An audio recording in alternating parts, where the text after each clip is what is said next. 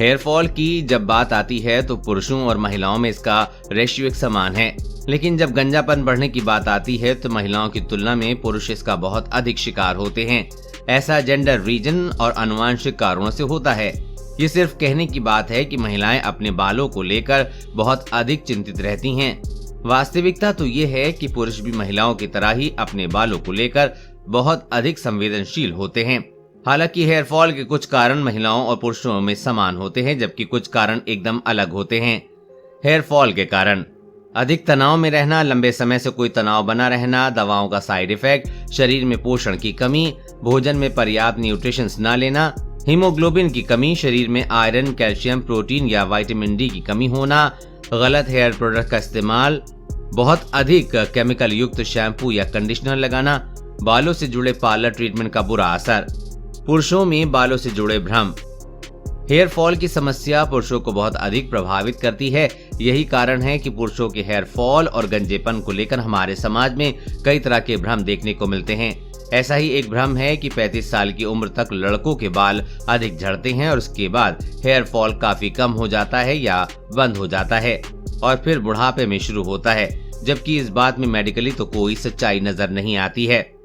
किस उम्र तक झड़ते हैं बाल?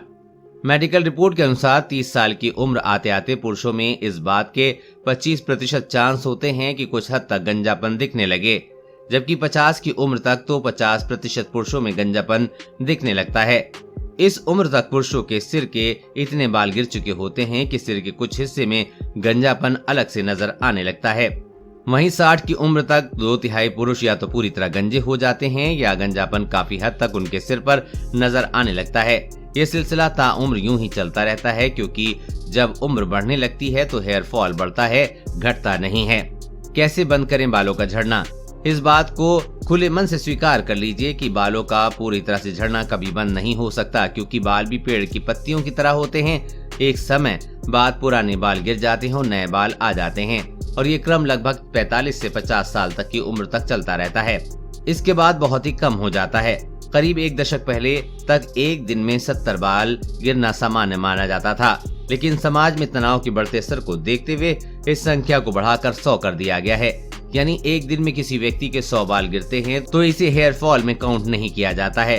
इससे अधिक बाल गिरना, सिर के किसी हिस्से में खालीपन महसूस होना या बालों का कमजोर होना, पतला होना, सफेद होना जैसी समस्याएं हो रही हैं तो आप डॉक्टर से जरूर मिलें। बाकी आप अपनी डेली लाइफ में कुछ बातों का ध्यान रखकर हेयर फॉल को कंट्रोल कर सकते हैं। माइल्ड शैम्पू चुनें। बहुत अधिक केमिकल वाले शैम्पू बालों की जड़ों को कमजोर करते हैं। शैम्पू में आधा घंटा पहले सिर में तेल लगाकर मालिश करें। सप्ताह में कम से कम 3 बार शैम्पू जरूर करें। गर्म पानी में बाल धोने से बचें, ये बालों को पतला और कमजोर बनाता है। हेयर ड्रायर का कम से कम उपयोग करें। बेहतर होगा कि उपयोग न ही करें और बालों को प्राकृतिक रूप से सूखने दें। डेली डाइट में आयरन, कैल्शियम, विटामिन डी और प्रोटीन की मात्रा का ध्यान रखें। बालों के लिए जरूरी पोषक तत्वों के लिए सप्लीमेंट का सेवन डॉक्टर की सलाह की बात करें। चेतावनी: इस आर्टिकल में बताई गई विधि, तरीकों व दावों को केवल सुझाव के रूप में लें। हमारा चैनल इसकी पुष्टि नहीं करता। इस तरह के किसी भी उपचार, दवा, डाइट पर अमल करने से पहले डॉक्टर की सलाह जरूर लें। देश और दुनिया की हर अपडेट पाने के लिए चैनल को सब्सक्राइब करें।